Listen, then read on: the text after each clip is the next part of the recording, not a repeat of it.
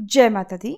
नवरात्रि में अंतिम दिन कुछ लोग अष्टमी को, तो कुछ लोग नवमी को और कुछ लोग दशमी तिथि को कन्या पूजन करते हैं। इस तरह से नवरात्रि व्रत संपन्न माने जाते हैं और इन पावन दिनों में घर में कन्या पूजन करने से सभी तरह के वास्तु और ग्रह जनित दोष भी अपने आप ही समाप्त हो जाते हैं।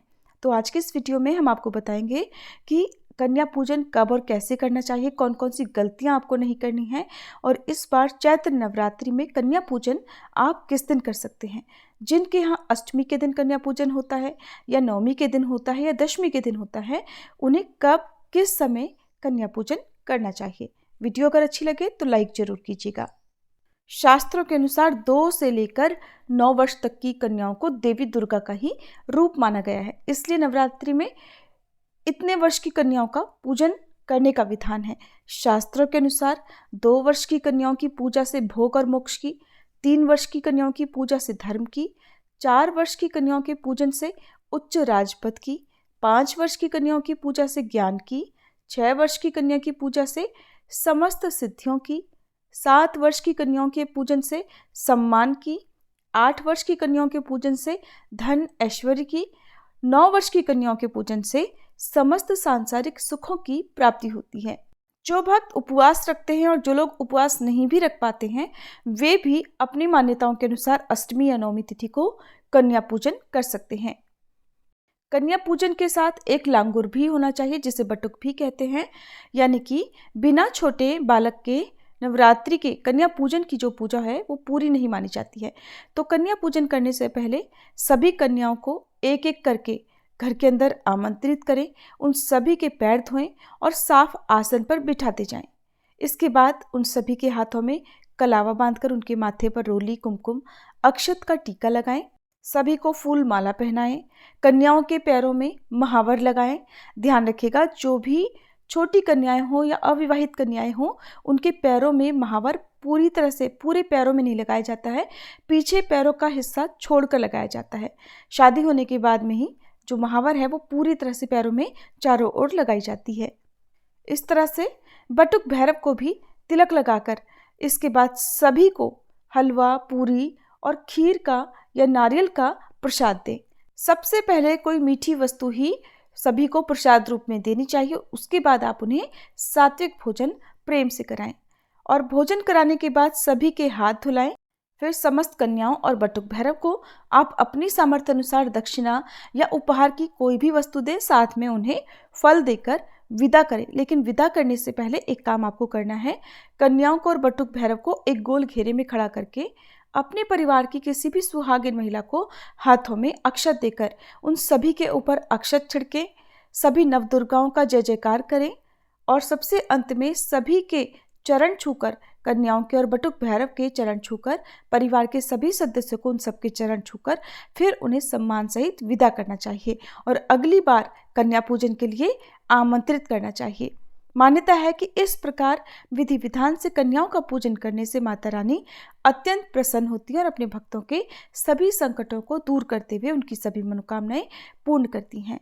एक बात का आपको ध्यान रखना है कि कन्याओं के पूजन करते समय आप राहु काल के समय या भद्रा काल के समय कभी भी पूजन शुरू ना करें।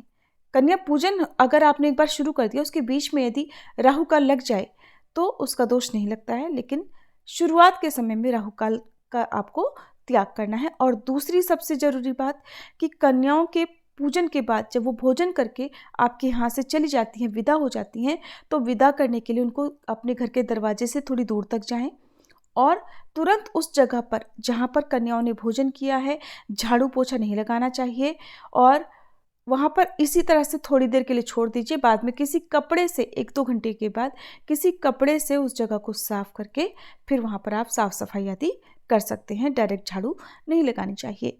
कन्याओं को कभी भी जूठे हाथ, जूठे मुंह से विदा नहीं करना चाहिए और खाली हाथ कभी विदा ना करें।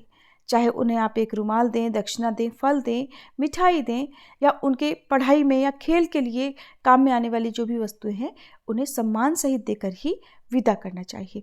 इस प्रकार से आप कन्या पूजन कर सकते हैं। अब बात कर लेते हैं शुभ मुहूर्त की।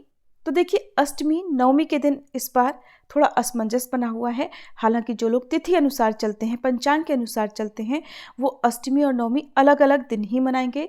तो 26 मार्च दिन गुरुवार को अगर बात करें पंचांग के अनुसार, तिथि के अनुसार, तो केवल अष्टमी मनाई जाएगी।